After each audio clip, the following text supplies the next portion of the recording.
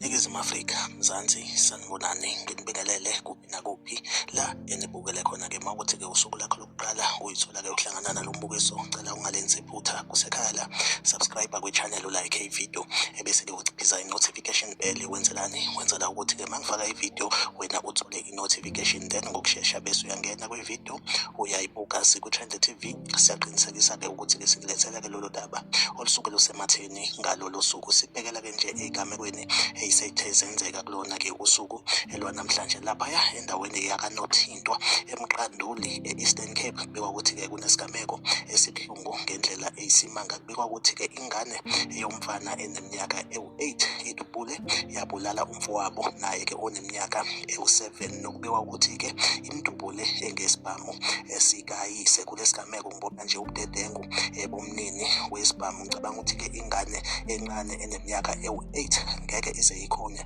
ukuthi-ke ihlohle isibhamu. Okungenzeka ukuthi-ke isibhamu kesivele-ke sihlohliwe already, nanokuthi-ke ibhamu ngicabanga ukuthi-ke isibhamu mawukuthi-ke sisemthethweni kufuze ngabe isibhamu umnikazi waso usifaka kwi-safe. Ibhamu zinama-safe ey'hlala kuzona ukuze singavele nje sithathwe umuntu ongayena umnini wesibhamu. Like ividiyo, subscribe kwi-channel, uphinde ucommente kwi-comment section ungitshele ukuthi kuthini ukuphawula kwakho ngalolu daba. Siku-Trend TV ngizohleze ngikhona ngulethela-ke indaba eyisematheni usuku nosuku. Asihlangabezane kwividiyo elandelayo.